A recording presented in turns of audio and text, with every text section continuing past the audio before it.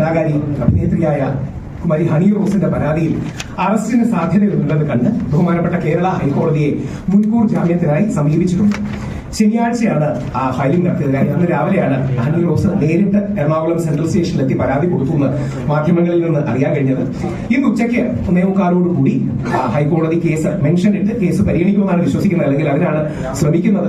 വെള്ളിയാഴ്ച വൈകിട്ടായതുകൊണ്ട് ലിസ്റ്റിന്റെ ഭാഗമായിട്ട് വരുമെന്ന കാര്യത്തിൽ ഇപ്പോഴും ക്ലാരിറ്റി ഇല്ല. പക്ഷേ മെൻഷൻ ചെയ്തുകൊണ്ട് പ്രത്യേകിച്ച് അറസ്റ്റിന് സാധ്യതയുണ്ട് എന്ന് മാധ്യമങ്ങളിൽ കൂടി അറിയാൻ ഉള്ള അവസരത്തിൽ അങ്ങനെ ഉച്ചയ്ക്ക് ശേഷം ഹൈക്കോടതിയിലെ നമ്മുടെ അഡ്വക്കേറ്റ്സ് ശ്രമിക്കുന്നു. പ്രസ് റിലീസിന്റെ ഭാഗമായി 2-3 കാര്യങ്ങൾ വളരെ എഴുതി തയ്യാറാക്കി തന്നെ വരുന്നതിന്റെ കാര്യം ഏതെങ്കിലും ഒരു വാക്ക് തെറ്റായോ അല്ലെങ്കിൽ ശരിയല്ലാത്ത രീതിയിലോ ദുർവ്യാഖ്യാനം ചെയ്യപ്പെട്ടാൽ അത് പ്രശ്നം ഉണ്ടാകുന്നതുകൊണ്ടാണ്. ആദ്യത്തെ കാര്യം, ഇത് പുരുഷന്മാർക്കും കുടുംബങ്ങൾക്കും വേണ്ടിയുള്ള ഒരു നിലപാടും പോരാട്ടവുമാണ്. ഏത് കേസ് വന്നാലും അതിൽ നിന്ന് 1 ഇഞ്ച് പോലും പിന്നോട്ട് പോകില്ല. ഇതുവരെ സ്ത്രീജനങ്ങൾ തന്ന വലിയ പിന്തുണയ്ക്ക്, പ്രത്യേകിച്ച് സ്ത്രീ സമൂഹത്തിലെ ഒരു വലിയ വിഭാഗം ഈ വിഷയത്തിൽ ഞാനൊക്കെ എടുത്ത നിലപാടിനോട് ഒപ്പമാണ് നിന്നത്. അത് വലിയൊരു കാര്യമാണ്. പുരുഷന്മാർ പൊതുവെ അങ്ങനെ പറയുന്നതിനപ്പുറം സ്ത്രീകളും കൂടി പറയുന്നത് വലിയ കാര്യമാണ്. അതിന് വലിയ നന്ദി അവരോട് പറയുന്നു. ഹണി റോസിനോടുള്ള ആദരവോടുകൂടിയുള്ള വിമർശനം സോഷ്യൽ ഓഡിറ്റ് ഭരണഘടന നമുക്ക് തരുന്ന അവകാശങ്ങളിൽ പെടുന്നതാണ്. നമ്മുടെ നാട്ടിൽ മഹാത്മാഗാന്ധിയെയും മദർ തെരേസയെയും ഇന്ത്യൻ പ്രധാനമന്ത്രി ശ്രീ നരേന്ദ്രമോദിയെയും കേരളത്തിന്റെ മുഖ്യമന്ത്രി ശ്രീ പിണറായി വിജയനെയും അടക്കം, അല്ലെങ്കിൽ ഇന്ത്യൻ പ്രസിഡന്റിനെ അടക്കം എല്ലാവരെയും വിമർശിക്കാനുള്ള അവകാശം നമുക്കുണ്ട്. ഹണി റോസിനെ മാത്രം അങ്ങനെ വിമർശിക്കാൻ പാടില്ല എന്ന് പറയുന്നതിന് എന്തെങ്കിലും ന്യായമുണ്ട്? ഹണി റോസിനെ അധിക്ഷേപിക്കരുത്, അപമാനിക്കരുത്, അസഭ്യവാക്കുകൾ പറയരുത്, ദ്വയാർത്ഥ വാക്കുകൾ പറയരുത്, വളരെ ശരിയാണ്. എന്നാൽ ഹണി റോസിനെ വിമർശിക്കാൻ പാടില്ല എന്ന് പറയുന്നതിന് എന്തെങ്കിലും ന്യായമുണ്ടോ? ഹണി റോസിനെതിരെ ബോച്ചയുടെ പരാമർശം, ദ്വയാർത്ഥ പ്രയോഗമുള്ള കുന്തിദേവി എന്ന പരാമർശം തെറ്റാണെന്ന് ശക്തിയുക്തം ആദ്യം പറയുകയും അതിന് ബോച്ചയെ മാപ്പ്, അല്ലെങ്കിൽ ശ്രീ ബോബി ചെമ്മണ്ണൂർ മാപ്പ് ചോദിക്കണം എന്ന് എല്ലാ മാധ്യമങ്ങളിലും പറഞ്ഞൊരു വ്യക്തിയാണ് ഞാൻ. ഇത്രയും ഈ വിഷയത്തിലാണെങ്കിൽ തന്നെ ഹണി റോസിനും കുടുംബത്തിനും വിഷമമുണ്ടെന്നും അവർ പറഞ്ഞ വാക്കുകളൊക്കെ കടുപ്പമാണ്. എന്നിരുന്നാൽ പോലും ആത്മഹത്യയിലേക്ക് ഞാൻ തെളിയിടാൻ ശ്രമിക്കുന്നു ഒക്കെയാണ്. അതൊക്കെ വളരെ സീരിയസ് വാക്കുകളാണ്, എന്നെ അഡ്രസ് ചെയ്യുന്നുണ്ട്. പക്ഷെ അവർക്ക് വിഷമമുണ്ടെന്ന് കേട്ടതിൽ അവരുടെ വിഷമത്തോടൊപ്പം നിൽക്കുന്നു, അവരുടെ കുടുംബത്തിന്റെ വിഷമത്തെ അംഗീകരിക്കുന്നു, ബഹുമാനിക്കുന്നു.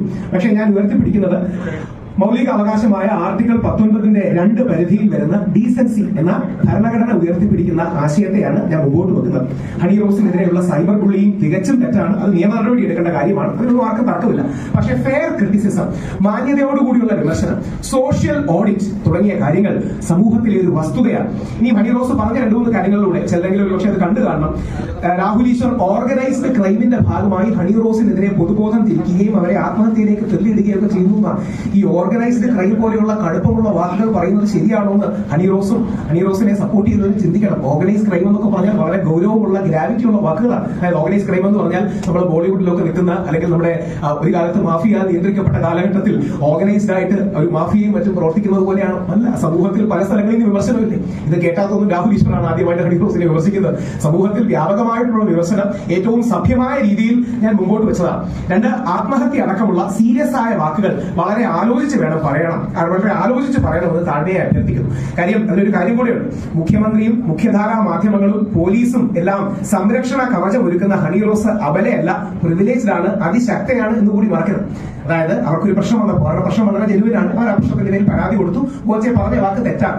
ഈ പ്രശ്നത്തിന്റെ പേരിൽ കേരളത്തിന്റെ ശക്തനായ മുഖ്യമന്ത്രി ഫോണിൽ വിളിക്കുന്ന 99% മാധ്യമങ്ങളും അതിശക്തമായി ഹണി റോസിനെ ഡിഫെൻഡ് ചെയ്യുകയും ഹണി റോസിന്റെ പേരെടുത്താൽ പോലും എന്നെ ആക്രമിക്കുകയും ചെയ്യുന്ന അവസ്ഥയിൽ, ബോച്ചയെ പോലെയുള്ള ഒരു കോടീശ്വരനായ മനുഷ്യനെ പോലീസുകാരെ വളർന്നിട്ട് അറസ്റ്റ് ചെയ്യുന്ന അവസ്ഥയിൽ ഹണി റോസ് വ്യഥയിലേക്കും ഹണി റോസ് അബലയാണെന്നും, അല്ലെങ്കിൽ ഹണി റോസിന് ഒറ്റപ്പെടലും ആത്മഹത്യയും ഒക്കെ പറയുന്നതിന്റെ ഒരു ന്യായം നിങ്ങൾ കൂടി ആലോചിച്ച് നോക്കണം. അപ്പൊ മുഖ്യമന്ത്രിയും മാധ്യമങ്ങളും പോലീസുകാരും എല്ലാം സംരക്ഷിത കവചവും സപ്പോർട്ട് കൊടുക്കുന്ന ഹണി റോസിന്റെ പോലുള്ള ഒരു പ്രിവിലേജ്ഡ് ആയ വ്യക്തി, രാഹുൽ ഈശ്വർ ഒരു വലിയ വ്യക്തി പ്രിവിലേജ്ഡ് ആണ്, നമ്മളെ പോലുള്ള പ്രിവിലേജ് ബാക്ക്ഗ്രൗണ്ടിൽ നിന്ന് വരുന്നവർ അത്തരം നെഗറ്റീവ് അല്ലെങ്കിൽ സൂയിസൈഡ് പോലുള്ള നെഗറ്റീവ് വാക്കുകളൊന്നും ഒരു കാരണവശാലും പറയുന്നത്. ഈ 2, ബോച്ചയെ കുറിച്ച് ഒരു കാര്യം. എനിക്ക് വ്യക്തിപരമായി ഇഷ്ടമുള്ള ഒരാളാണ് ബോച്ചെ. അദ്ദേഹം ചെയ്യുന്ന വലിയ സാമൂഹിക ചാരിറ്റി പ്രവർത്തനങ്ങൾ ആയിരക്കണക്കിന് ആൾക്കാരുടെ ജീവിതത്തെ രക്ഷിച്ചിട്ടുണ്ട്. എന്നാൽ അദ്ദേഹത്തിന്റെ ദ്വയാർത്ഥ പ്രയോഗം തെറ്റാണെന്നും അതിന് ഹണിയോട് മാപ്പ് പറയണമെന്നും ആദ്യ മാധ്യമങ്ങളിൽ പറഞ്ഞ വ്യക്തി ഒരുപക്ഷെ ഞാനാണ്. ബോച്ചയുടെ നന്മകൾ കൊണ്ട് നമ്മൾ അദ്ദേഹത്തിന്റെ ദ്വയാർത്ഥ പ്രയോഗത്തെ ന്യായീകരിക്കരുത്. എന്നാൽ അതേപോലെ അദ്ദേഹത്തിന്റെ ദ്വയാർത്ഥ പ്രയോഗം കൊണ്ട് ബോച്ച ഇതേവരെ നമ്മുടെ നാടിന് ചെയ്ത, ജനങ്ങൾക്ക് ചെയ്ത വലിയ സേവനങ്ങളെയും മറക്കരുത്. ഇതിലെ പ്രശ്നം എന്ന് പറഞ്ഞാൽ ഒന്നെങ്കിൽ എല്ലാം ഈ കറുപ്പും വെളുപ്പുമായിട്ട് കാണുന്നത് വളരെ ബുദ്ധിമുട്ടാണ്. ബോച്ചെ ഇതേവരെ ചെയ്ത നല്ല കാര്യങ്ങളെല്ലാം വെറും കവറാണ്, മുഖംമൂടിയാണ് എന്നൊക്കെ പറഞ്ഞ് വലിയ രീതിയിൽ മുഖ്യധാരാ മാധ്യമങ്ങൾ വിമർശിക്കുന്നുണ്ട്. ഇതിനൊരു ന്യായവുമില്ല. നേരെ കുറച്ച് ബോച്ചെ ഒരുപാട് നല്ല കാര്യം ചെയ്തില്ലേ, അതുകൊണ്ട് ദ്വയാർത്ഥ പ്രയോഗം ഓക്കെയാണ് എന്ന് പറയുന്നവരുണ്ട്. അതും തെറ്റാണ്. അപ്പം ബോച്ചെ ചെയ്ത അല്ലെങ്കിൽ ബോബി ചെമ്മണ്ണൂർ ചെയ്ത നല്ല കാര്യങ്ങളെ നല്ല കാര്യങ്ങളായിട്ട് എടുക്കുകയും അദ്ദേഹത്തിന് പറ്റിയ ഈ തെറ്റിനെ ദ്വയാർത്ഥ പ്രയോഗത്തെ തെറ്റായി എടുക്കുകയും ചെയ്യേണ്ട ഒരു കാര്യം നമുക്കില്ലേ? ഇന്നലെ അടക്കം എന്നെ 2-3 പേര് വിളിച്ചു പറഞ്ഞു, നമുക്ക് ബോച്ചെ നാളെ അദ്ദേഹത്തിന് മുൻകൂട്ടി ജാമ്യം കിട്ടാൻ സാധ്യതയുണ്ട്, അല്ലെങ്കിൽ കിട്ടുകയാണെങ്കിൽ നമുക്ക് ബോച്ചയെ മാലയിട്ട് സ്വീകരിക്കണോ? ഞാനിപ്പം അവരോട് പറഞ്ഞു, ഒരു മലയാളി ലോകത്തിലെ ഏറ്റവും വലിയ ബ്ലഡ് ബാങ്ക് ഒരുക്കുമ്പോഴാണ് നമ്മൾ അദ്ദേഹത്തെ മാലയിട്ട് സ്വീകരിക്കേണ്ടത്. ബോച്ചയുടെ യാത്രയിൽ 14 ലക്ഷം പേർ ബ്ലഡ് കൊടുക്കുകയും ലോകത്തിലെ ഏറ്റവും വലിയ ബ്ലഡ് ബാങ്ക് അദ്ദേഹം ഒരുക്കുകയും ചെയ്തു. അപ്പോഴാണ് മാലയിട്ട് കൊടുക്കേണ്ടത്, അല്ലാതെ ദ്വയാർത്ഥ പ്രയോഗത്തിന് ജാമ്യം കിട്ടുമ്പോഴല്ല. ഇതിലെ പ്രശ്നം എന്ന് പറഞ്ഞാൽ ഈ ബാലൻസ് നമ്മുടെ സമൂഹത്തിന് മനസ്സിലാകുന്നില്ല. അതായത് പുരുഷ വിരോധമാണ് പുരോഗമനം എന്ന് ധരിക്കുന്ന ഫെമിനിസ്റ്റുകൾ ഒരു വശത്തും, ഈ സ്ത്രീപക്ഷവാദികളെ പ്രകോപിപ്പിക്കുന്നതാണ് പുരുഷ സ്നേഹം എന്ന് തെറ്റിദ്ധരിക്കുന്ന പുരുഷവാദികൾ മറുവശത്തും നിൽക്കുക. അതായത് എങ്ങനെയെങ്കിലും പുരുഷൻ 2 ദിവസം ജയിലിൽ കിടന്നു, കുറച്ച് പുരുഷ വിരോധം ഉണ്ടെങ്കിൽ അത് പുരോഗമനമാണെന്നാണ് നമ്മുടെ ചില ഫെമിനിസ്റ്റ് സുഹൃത്തുക്കളുടെ ധാരണ. നേരെ തിരിച്ച് ഞങ്ങളുടെ കൂടെ നിൽക്കുന്ന ചില ആൾക്കാരുടെ ധാരണ ഈ സ്ത്രീപക്ഷവാദികളെ എങ്ങനെയെങ്കിലും പ്രകോപിപ്പിക്കണം, അവരെ എങ്ങനെയെങ്കിലും നെഗറ്റീവ് എടുപ്പിക്കണം എന്നുള്ളതാണ്. എനിക്ക് ബോച്ചെ വലിയ ഇഷ്ടത്തോടെയാണ് പറയുന്നത്. ബോച്ചയുടെ 1-2 പരിപാടികൾ ഹോസ്റ്റ് ചെയ്യാൻ എനിക്ക് ഭാഗ്യം ലഭിച്ചിട്ടുണ്ട്. ഞാൻ അതിന്റെ വേൾഡ് റെക്കോർഡ് പരിപാടിക്ക് ഹോസ്റ്റ് ആയിരുന്നു. പക്ഷേ ബോച്ചെ സ്വാതന്ത്ര്യ സമരത്തിൽ പോയിട്ട് വന്നിട്ടൊന്നും അല്ലല്ലോ ബോച്ചെ മാലയിട്ടുണ്ടോ. അപ്പോൾ ബോച്ചെ ഒരു ദ്വയാർത്ഥ പ്രയോഗത്തിന് തെറ്റായി പോയി, അദ്ദേഹത്തിന്റെ തെറ്റാണെന്ന് അംഗീകരിക്കുന്നു. അദ്ദേഹം കോടതിയിൽ നിന്ന് രാമപ്രസാദ് വഴി പറയുകയും ചെയ്തു, പൊതുസമൂഹത്തിൽ ഇങ്ങനെ പറഞ്ഞത് തെറ്റാണ്, ഞാൻ ഇനി ശ്രദ്ധിച്ചോളാം. അപ്പൊ ഇവിടെ മാല ഇടാൻ ആഗ്രഹിക്കുന്ന ചിലർ ചുമ്മാ അപ്പുറത്ത് നിൽക്കുന്ന ആൾക്കാരെ പ്രകോപിപ്പിക്കാൻ നോക്കുകയാണ്. അതിന് അർത്ഥമില്ല.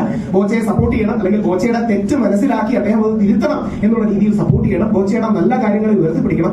ആയിരക്കണക്കിന് ആൾക്കാരുടെ ജീവിതത്തെ ഗുണപരമായ മാറ്റിയ ഒരാളാണ് ബോച്ചെ, അല്ലെങ്കിൽ ബോബി ചെമ്മണ്ണൂർ. ഒരുപാട് പേർക്ക് വീട്, ആരോഗ്യം, വിദ്യാഭ്യാസം അടക്കമുള്ള കാര്യങ്ങൾ ചെയ്താണ്. ആ നന്മയൊക്കെ മറന്ന് ഈ ഒരു വാക്കിന്റെ പേരിൽ അദ്ദേഹത്തെ വേട്ടയാടുന്ന രീതി ശരിയല്ല.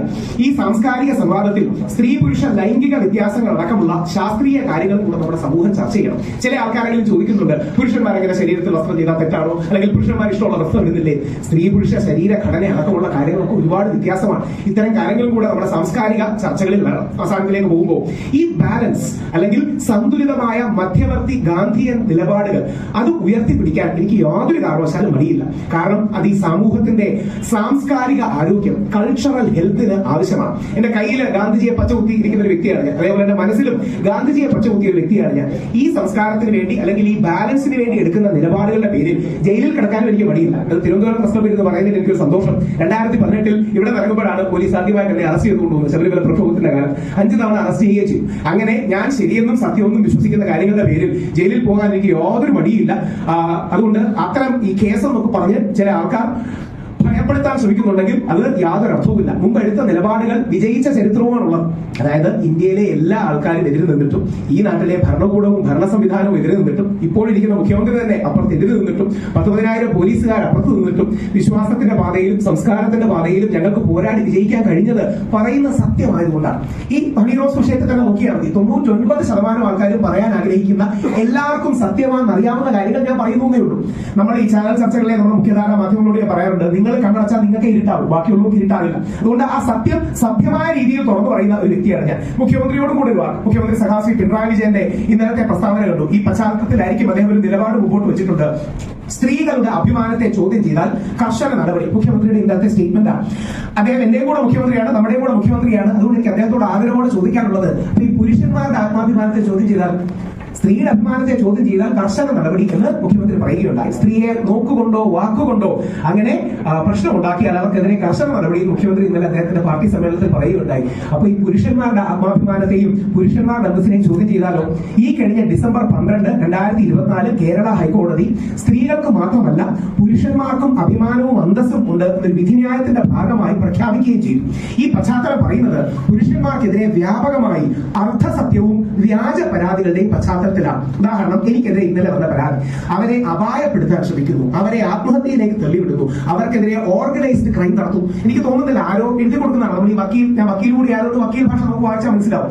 വക്കീൽ ഭാഷയിൽ ആരോ എഴുതി കൊടുക്കുകയാണ്. അതായത് കേസിനൊന്ന് ഗ്രാവിറ്റി കൂട്ടണം. ബോബി ചെമ്മണ്ണൂറിനെതിരെ ഈ വാക്ക് പറഞ്ഞതിനാണ് കേസെന്ന് എല്ലാവർക്കും അറിയാം. ഇന്നടക്കം പോലീസ് വീണ്ടും പറയുകയാണ്, അനാവശ്യമായി ശരീരത്തിൽ സ്പർശിച്ചു. ഇപ്പൊ കേസിന്റെ ഗൗരവം കൂടിയുണ്ട്. അതായത് 10 ക്യാമറകൾ മുമ്പിലുണ്ട്, 150 ആൾക്കാർ ഫ്രണ്ടിലുണ്ട്. അവിടെ വെച്ച് ആ പെൺകുട്ടിയെ കറക്കി, ആ പെൺകുട്ടിക്ക് ഇഷ്ടമല്ലെങ്കിൽ തെറ്റാണ്, പക്ഷേ ഗ്രാവിറ്റി കൂട്ടാൻ വേണ്ടി വേണ്ടി ഇങ്ങനെ കുറച്ച് എലിമെന്റ് കൂടെ കൊണ്ടുവരും. ശ്രീ സുരേഷ് ഗോപി, ശിവലാ എന്ന മാധ്യമ പ്രവർത്തക, അവർക്ക് ഇഷ്ടമല്ലെങ്കിൽ അവരുടെ തോളിൽ കൈവച്ചത് 100% തെറ്റാണ്. അതിന് പരസ്യമായിട്ട് ശ്രീ സുരേഷ് ഗോപി മാപ്പ് പറയുകയും ചെയ്യും. പക്ഷേ അത് സെക്ഷൽ അസോൾട്ട് ആണെന്ന് പറയുന്നതിന്റെ താല്പര്യം എന്താ? കേസിന് കുറച്ച് ഗ്രാവിറ്റി കൂടും, കേസിന് കുറച്ച് പവർ കൂടും എന്ന് ഉദ്ദേശിച്ച. അപ്പോ ഈ ആണുങ്ങൾക്കും ആ രീതിയിൽ വ്യാജ പരാതികളോ അർദ്ധസത്യ പരാതികളോ വന്നാൽ ഞങ്ങളുടെ ആത്മാഭിമാനവും അന്തസ്സും കൂടെ പ്രധാനമല്ലേ? ഒരു പശ്ചാത്തലത്തിൽ കൂടെ പറഞ്ഞ് അവസാനിപ്പിക്കാം. അത് ഏത് പശ്ചാത്തലത്തിലാണെന്ന് പറഞ്ഞാൽ, നിവിൻ പോളിക്കെതിരെ ഒരു വ്യാജ പരാതി വന്നത് എല്ലാവരും കണ്ടുക. നിവിൻ പോളി ഉദാഹരണം എടുക്കുന്നത്, പോലീസ് അത് അന്വേഷിച്ച് വ്യാജ പരാതിയാണെന്ന് കോടതിയിൽ, മജിസ്ട്രേറ്റ് കോടതിയിൽ റിപ്പോർട്ട് സമർപ്പിച്ചത് നിങ്ങൾ എല്ലാവരും ഒരുപക്ഷെ കണ്ടുക. അതായത് നിവിൻ പോളി കൊച്ചിയിൽ നിൽക്കുന്ന സമയത്ത് ദുബായിൽ വെച്ച് നിവിൻ പോളി 2 ദിവസം ഇവരെ റേപ്പ് ചെയ്തു എന്ന് പറഞ്ഞാണ് ഒരു സ്ത്രീ കേസ് കൊടുത്തത്. ഞാനടക്കം മുഖ്യധാരാ ചാനലുകളിൽ ഡിബേറ്റിന്റെ ഭാഗമായിട്ട് മുഖം മറച്ചു വന്നെന്ന് ആ സ്ത്രീ പറയുകയാണ് നിവിൻ പോളി ഇവരെ റേപ്പ് ചെയ്തു. നിങ്ങൾ എല്ലാം കേട്ട് കാണും. നിവിൻ പോളി അപ്പോ നിവിൻ പോളിയുടെ ഭാഗ്യത്തിന് കൊച്ചിയിലായിരുന്നു, അതിന് തെളിവുണ്ട്, അതിന് ഫ്ലൈറ്റ് ടിക്കറ്റ് ഉണ്ട്, അതിന് അദ്ദേഹത്തിന്റെ പാസ്പോർട്ടിൽ അദ്ദേഹത്തിന്റെ ഡേറ്റ് വെച്ചുകൊണ്ട്. ഇത് പറഞ്ഞപ്പോ ആ പെൺകുട്ടി പറഞ്ഞെന്താ അറിയാമോ? ഞാൻ ഉറക്കപ്പിച്ചിൽ ഡേറ്റ് മാറ്റി പറഞ്ഞാണ്. എല്ലാവരും നിങ്ങൾ കേട്ട് കാണും. ഉറക്കപ്പിച്ചിൽ എന്റെ ഡേറ്റ് മാറിപ്പോയി എന്നാണ് പറഞ്ഞത്. അപ്പൊ നിവിൻ പോളിക്ക് എതിരെ വ്യാജ പരാതിയാണെന്ന് പോലീസ് തെളിയിച്ചല്ലോ. ആ വ്യക്തിക്കെതിരെ കേസെടുത്തു, ആ വ്യക്തിക്കെതിരെ ഏതെങ്കിലും രീതിയിലുള്ള ആക്ഷൻ എടുത്തു. അതെന്താ എടുക്കാതെ? നിവിൻ പോളി എന്ന് പറയുന്ന താരം അദ്ദേഹം പരാതി കൊടുക്കുകയും ചെയ്തല്ലോ. നിവിൻ പോളി എന്ന് പറയുന്ന താരം അദ്ദേഹത്തിനെതിരെ വ്യാജ പരാതി നൽകിയെന്ന് പോലീസ് കണ്ടുപിടിച്ച് തെളിയിച്ച് മജിസ്ട്രേറ്റ് കോടതിയിൽ കൊടുത്ത റിപ്പോർട്ടിന്റെ ഭാഗമായി നിവിൻ പോളിക്കെതിരെ വ്യാജ പരാതിയാണെന്ന് പോലീസ് തെളിയിച്ചു. ഇനി വേറെ ആരും തെളിയിക്കണ്ടല്ലോ, പോലീസ് ഓൾറെഡി കോടതി തെളിയിച്ചു. ആ പെൺകുട്ടിക്കെതിരെ എന്താ കേസ് എടുക്കാത്തത്? ആ പെൺകുട്ടിക്കെതിരെ വ്യാജ പരാതി നൽകിയതിന് എന്താ കേസ് എടുക്കാത്തത്? കുറച്ചുകൂടെ എല്ലാവരും ഓർക്കുന്ന ഉദാഹരണം പറയാം. ശ്രീമതി സരിത മുഖ്യമന്ത്രി ഉമ്മൻചാണ്ടിക്കെതിരെ വ്യാജ പരാതി കൊടുത്തതാണ്. ഇന്ന് എല്ലാവർക്കും വ്യക്തമാണ്. കാര്യം കോടതി വിധിന്യായം അടക്കം വന്നു. ഉമ്മൻചാണ്ടി സാറിനെ 2-3 വർഷം നിരന്തരമായി വേട്ടയാടി. വ്യാജ പരാതിയാണെന്ന് തെളിഞ്ഞല്ലോ. സരിതയ്ക്കെതിരെ എന്താ കേസെടുക്കാത്തത്? വ്യാജ പരാതിയാണ്, ലീഗൽ റീകോഴ്സ് അല്ലെങ്കിൽ നമ്മുടെ നിയമ സംവിധാനത്തിന്റെ ദുരുപയോഗമാണ്, ഇതെല്ലാം തെളിഞ്ഞു കഴിഞ്ഞു. എനിക്ക് സംശയമില്ല, കോടതി പറയുകയും ചെയ്തു. അപ്പം വ്യാജ പരാതി പറഞ്ഞ സരിതയ്ക്കെതിരെ എന്താ കേസെടുക്കാത്തത്? അപ്പോ ഈ നാട്ടിന്റെ ഏറ്റവും ജനകീയനായ മുഖ്യമന്ത്രിയായ ആയിരുന്ന ശ്രീ ഉമ്മൻചാണ്ടി സാറിനും ഈ നാട്ടിലെ ഏറ്റവും പ്രധാനപ്പെട്ട യുവതിര താരങ്ങളിൽ ഒന്നായ നിവിൻ പോളിക്കും അങ്ങനെ നീതി കൊടുക്കാൻ കഴിഞ്ഞില്ലെങ്കിൽ നമ്മളെ പോലുള്ള സാധാരണക്കാർക്ക് എവിടെ നീതി കിട്ടുമെന്നാണ് നമ്മൾ കരുതുന്നത്? മുഖ്യമന്ത്രിയായ ഉമ്മൻചാണ്ടിക്കെതിരെ വ്യാജ പരാതി കൊടുത്ത വ്യക്തിക്കെതിരെ കേസെടുക്കാതെ, അല്ലെങ്കിൽ നിവിൻ പോളിക്കെതിരെ വ്യാജ പരാതി കൊടുത്ത വ്യക്തിക്കെതിരെ ആക്ഷൻ എടുക്കാതെ ഈ നാട്ടിലെ പുരുഷന്മാർക്ക് എന്ത് തരം നീതി ഉണ്ടെന്നാണ് നമ്മൾ കരുതുന്നത്. ഞാൻ പറഞ്ഞ് അവസാനിപ്പിക്കാൻ നിങ്ങളോട് കൂടി പറയുകയാണ്, ഇത് ഇവിടെ ഇരിക്കുന്ന ഓരോ പുരുഷനും അറിയണം. നാളെ നമുക്കെതിരെയും ഇതേപോലെ വ്യാജ പരാതി വന്നാൽ നമ്മുടെ കരിയർ, നമ്മുടെ ജോലി, നമ്മുടെ ശമ്പളം, നമ്മുടെ കുടുംബം, ഈ സാധനങ്ങൾ നമ്മുടെ കയ്യിൽ നിന്ന് കിട്ടൂ. ഇത് അങ്ങനെ സംഭവിച്ചിട്ടുള്ള ഒരുപാട് പേരുണ്ട്. ഞാൻ ഇവിടുത്തെ പേര് പറയുന്നത് ശരിയാണോ എന്നറിയില്ല, എന്നാലും ഒരു പേര് നിങ്ങൾ അറിഞ്ഞിരിക്കണം. പ്രത്യേകിച്ച് 2-3 ജീവിതത്തിലെ ഉദാഹരണങ്ങളുണ്ട്. ഒന്ന്, ഇപ്പോ എന്റെ കൂടെ വന്നിരിക്കുന്ന എന്റെ സുഹൃത്ത്, അദ്ദേഹത്തിന് ഇതേപോലെ ജീവിതത്തിൽ അദ്ദേഹത്തിന് വിവാഹ വാഗ്ദാനം നൽകി പീഡിപ്പിച്ചു എന്ന് പറഞ്ഞ് അദ്ദേഹത്തിന്റെ കൂടെ ഉണ്ടായിരുന്ന ഗേൾഫ്രണ്ട് അദ്ദേഹത്തിനെതിരെ വ്യാജ പരാതി കൊടുക്കുകയും അദ്ദേഹം അവസാനം കോടതി കുറ്റമൊക്കെ അല്ലെങ്കിൽ കോടതി അദ്ദേഹത്തിന് അക്യൂസ്ഡ് അല്ലാതാക്കി ബെയിലൊക്കെ കൊടുത്തു. പക്ഷേ ഇന്നും പുള്ളിക്ക് ജോലി കിട്ടാൻ ബുദ്ധിമുട്ടാണ്. ഒരുപക്ഷെ ആ വ്യക്തിയെ നിങ്ങൾക്കറിയില്ല, നിങ്ങൾക്കറിയുന്ന ഒരു വ്യക്തി അല്ലെങ്കിൽ അറിയേണ്ട ഒരു വ്യക്തിയെ, പ്രത്യേകിച്ച് യങ്സ്റ്റേഴ്സും കൂടി ഇരിക്കുന്നുണ്ട്. പണ്ട് ഞാനൊക്കെ പ്രസ്തവി വന്നപ്പോൾ ഏറ്റവും ആദരവോടെ കണ്ടിരുന്ന ഒരാളുണ്ടായിരുന്നു, ഗൗരിദാസൻ നായർ സാർ എന്നായിരുന്നു പേര്. ഈ ഹിന്ദുവിന്റെ ഏറ്റവും പ്രഗത്ഭനായ എഡിറ്റർ ഗൗരിദാസൻ സാർ വന്നാൽ താഴെ വന്നാൽ നമ്മൾ വെളി അടിച്ച് നിൽക്കുകയാണ്. നന്നായി ഇംഗ്ലീഷ് പറയുന്ന, നന്നായി മലയാളം പറയുന്ന, ചാനൽ ചർച്ചകളിലൊക്കെ നിറഞ്ഞെടുത്തൊരു വ്യക്തി. ഈ വ്യക്തിക്കെതിരെ ഒരു ബ്ലോഗ് പോസ്റ്റ് ഈ പുള്ളിയുടെ പേര് പോലും വെക്കാതെ ഒരാൾ മറ്റൊരു സംസ്ഥാനത്തിൽ നിന്ന് എഴുതി. അതിന്റെ താഴെ ആ വ്യക്തി പോലുമല്ല, വേറൊരു വ്യക്തി വന്ന് ഇത് ഇദ്ദേഹമല്ലേ എന്നൊരു പരാമർശമാണ്. അദ്ദേഹത്തിന്റെ ജീവിതത്തിലെ റിട്ടയർമെന്റ് അടക്കമുള്ള കാര്യങ്ങൾ മാറി ഇത് ഹിന്ദു പോലുള്ള ഒരു പ്രമുഖമായ പത്രത്തിൽ അദ്ദേഹം പോയി. അദ്ദേഹത്തിനെതിരെ എന്നിട്ട് ഒരു പബ്ലിക് പരിപാടിക്ക് ഗസ്റ്റായി വിളിച്ചപ്പോൾ ഇവിടെ പ്രതിഷേധം ഉണ്ടായി. പുള്ളി കുറ്റക്കാരനാണോ തെറ്റുകാരനാണോ ഒന്നുമില്ല, പുള്ളിക്കെതിരെ അലിഗേഷൻസോ ഒന്നുമില്ല. പുള്ളിക്കെതിരെ പറയുന്നത് പോലും എന്താണെന്ന് അറിയാമോ? അൺടുവേർഡ് സെക്ഷൽ അഡ്വാൻസ് നടത്തിയെന്നാണ്. എന്താണെന്ന് പോലും അറിയില്ല, എന്താണ് വ്യക്തമായ കാര്യം. അൺടുവേർഡ് സെക്ഷൽ അഡ്വാൻസ്. ഒരു വ്യക്തിയുടെ ജീവിതവും ജന്മവും കരിയറാണ് പോകുന്നത്. എന്റെ ഒരു കാര്യം കൂടെ പറഞ്ഞു, എന്തുകൊണ്ടാണ് മാധ്യമങ്ങളോട് പറയുന്നത് കൂടെ പറയാം. എനിക്കെതിരെ ശബരിമല പ്രക്ഷോഭ കാലത്ത് ഇതേപോലെ ഒരു വ്യാജ പരാതി വന്നിരുന്നു. അതായത് ശബരിമല പ്രക്ഷോഭം കത്തി നിൽക്കുന്ന കാലത്ത് ഫേസ്ബുക്കിൽ പേരില്ലാതെ ഒരു പെൺകുട്ടി എഴുതി. ആ കുട്ടിയുടെ സുഹൃത്തിനോട് വേറൊരു പെൺകുട്ടി പറഞ്ഞു, രാഹുൽ ഈശ്വർ എന്ന് പറയുന്ന വ്യക്തി അശ്ലീല ചിത്രങ്ങൾ കാണാൻ എന്നെ നിർബന്ധിച്ചു. അത് കേൾക്കുമ്പോൾ LLB പഠിച്ചവർക്ക് അറിയാം, അതൊരു സെക്ഷനാണ്. അതുകൊണ്ടാണ് അങ്ങനെ പറയുന്നത്. അതായത് പ്രത്യേകിച്ച് തെളിയിക്കേണ്ട, അതായത് വാച്ചിങ് മറ്റേ ഇമ്മോറൽ അല്ലെങ്കിൽ അൺഎത്തിക്കൽ പിക്ചേഴ്സ് ഉള്ള സെക്ഷനുണ്ട്. ഈ സെക്ഷനെ ഇൻവോക്ക് ചെയ്യാനും അട്രാക്ട് ചെയ്യാനുമാണ് പറയുന്നത്. അങ്ങനെ പറഞ്ഞു. അതായത് എന്റെ വീട്ടിലൊക്കെ ചില മാധ്യമങ്ങളിൽ വന്നിട്ടുണ്ടായിരിക്കും. അതായത് എന്റെ വീട്ടിൽ വന്ന് ഞാൻ ആ കുട്ടിയെ കാണാൻ പ്രേരിപ്പിച്ചു എന്നാണ്. ഞങ്ങളുടെയൊക്കെ വീട്ടിൽ 8-10 പേര് എപ്പോഴും ഉണ്ട്. ഇനി അത് എത്ര വർഷം മുമ്പാണ് നടന്നത്? 18 വർഷം മുമ്പാണ് നടന്നത്. 2018 ആ കുട്ടി ആരോടും ഉന്നയിച്ചത് 18 വർഷം മുമ്പ്, അല്ലെങ്കിൽ അതായത് ഓൾമോസ്റ്റ് കഴിഞ്ഞ നൂറ്റാണ്ടിൽ ഈ വ്യക്തി എന്നെ എങ്ങനെ കാണാൻ നിർബന്ധിച്ചു. പക്ഷേ എനിക്ക് അത് ഏറ്റവും വലിയ സപ്പോർട്ടായി നിന്നത് എന്റെ മുത്തശ്ശിയും എന്റെ അമ്മയും എന്റെ ഭാര്യയുമാണ്. 84 വയസ്സുള്ള മുത്തശ്ശി ശബരിമല പ്രക്ഷോഭത്തിന് ആദ്യം അവരെ അറസ്റ്റ് ചെയ്തതിനു ശേഷം വീട്ടിൽ വന്നിട്ട് 2 ദിവസത്തിനുള്ളിൽ എറണാകുളത്ത് ട്രാവൽ ചെയ്ത് വന്ന് പത്രസമ്മേളനം വിളിച്ച് പറഞ്ഞു, അങ്ങനെയല്ല, ഞങ്ങളുടെ വീട്ടിലൊക്കെ 8-10 പേര് എപ്പോഴും കാണും, കാര്യം ഇത്രയധികം വലിയ വീടാണ്, ഒരുപാട് ആൾക്കാർ വരും, ഇത് പറയുന്നത് പച്ച കള്ളമാണ്. എനിക്ക് അന്ന് സന്തോഷമുള്ളത്, അന്ന് മാധ്യമ പ്രവർത്തകരിൽ വലിയൊരു വിഭാഗം, പ്രത്യേകിച്ച് നികേഷ് കുമാർ സാറിനെ പോലുള്ളവർ അതിശക്തമായി പുള്ളിനോട് പറഞ്ഞു, രാഹുലിന്റെ നിലപാടെല്ലാം തെറ്റാണ്, ഈ യുവതികൾക്കെതിരെയുള്ള നിലപാടൊക്കെ തെറ്റാണ്, പക്ഷേ ഇങ്ങനെയല്ല നമ്മൾ ഈ കരിവാരി തേച്ചുകൊണ്ടല്ല ഒരു വ്യക്തിയെ അധിക്ഷേപിക്കേണ്ടത്, അദ്ദേഹത്തിന്റെ നിലപാടിനെ നേരിടേണ്ടത്. അതുകൊണ്ട് മാധ്യമ സുഹൃത്തുക്കളോടുള്ള അഭ്യർത്ഥന, സെൻസേഷണൽ ന്യൂസ് കിട്ടുമ്പോൾ മറുഭാഗത്തെ പുരുഷൻ ഒരു മനുഷ്യനാണ് എന്ന് കൂടി ഓർക്കണം. മറുഭാഗത്ത് നിൽക്കുന്ന പുരുഷൻ ഒരു മനുഷ്യനാണ് എന്ന് കൂടി ഓർക്കണം. എല്ലാവർക്കും ഒരുപാട് കാശ് കൊടുത്ത് എപ്പോഴും ഡിഫെൻഡ് ചെയ്യാൻ പറ്റിക്കൊള്ളണമെന്നില്ല. ശ്രീ സിദ്ദിഖ് ആകട്ടെ, ശ്രീ വിജയബാബു ആകട്ടെ, ശ്രീ ഒമർ ലുലു ആകട്ടെ, എൽദോസ് കുന്നപ്പള്ളി ആകട്ടെ, ഒരുപാട് പേർക്ക് അങ്ങനെ പോരാടാൻ അവർക്കൊക്കെ കുറച്ച് ആവതും വെച്ചുള്ളതാണ്. അപ്പോ മാധ്യമങ്ങളുടെ വേട്ടയാടലിലും സമ്മർദ്ദത്തിലും കോടതി അല്ലെങ്കിൽ നമ്മുടെ പൊതുസമൂഹവും മറ്റും ഇവരെ കുറ്റക്കാരായി ബ്രാൻഡ് ചെയ്യുകയാണെങ്കിൽ ഇവരുടെ ജീവിതവും ജോലിയും കുടുംബവും സാലറിയും സമ്പത്തും എല്ലാം ബാധിക്കപ്പെടും. ഞാൻ അവസാനിപ്പിക്കുമ്പോൾ ഈ പൊതുബോധം പോലെ തന്നെ മാധ്യമബോധം എന്നൊരു കാര്യമുണ്ട്. ഈ മാധ്യമബോധം പലപ്പോഴും അമിതമായി ഫെമിനിസത്തിനും ഈ പൊതുബോധം കുടുംബ സംവിധാനത്തിനും അനുകൂലമാണ്. നമ്മുടെ സ്ത്രീജനങ്ങൾ പിന്തുണയ്ക്കാതെ ഞങ്ങൾ പുരുഷന്മാർക്ക് ഈ രീതിയിലുള്ള ഒരു തീവ്ര ഫെമിനിസ്റ്റ്, നല്ല ഫെമിനിസ്റ്റും അല്ല, തീവ്ര ഫെമിനിസ്റ്റ് അനീതികൾ മറികടക്കാനാവില്ല. സ്ത്രീകളെ മറയാക്കി സ്ത്രീകൾക്ക് വേണ്ടിയുള്ളത് എന്ന മുഖംമൂടി ധരിച്ചാണ് പലപ്പോഴും ഈ തീവ്ര ഫെമിനിസ്റ്റുകൾ പുരുഷ വിരോധവും കുടുംബ വിരോധവും മുമ്പോട്ട് വെക്കുന്നത്. നമ്മുടെ കുടുംബങ്ങൾക്ക് വേണ്ടി, വരും തലമുറകൾക്ക് വേണ്ടി സ്ത്രീകൾ പുരുഷന്മാരെ ഈ വിഷയത്തിൽ പിന്തുണയ്ക്കണമെന്ന് അഭ്യർത്ഥിക്കുന്നു. കാരണം നമ്മൾ തോറ്റുപോയാൽ ഈ സമൂഹവും സംസ്കാരവും നിലനിൽക്കില്ല.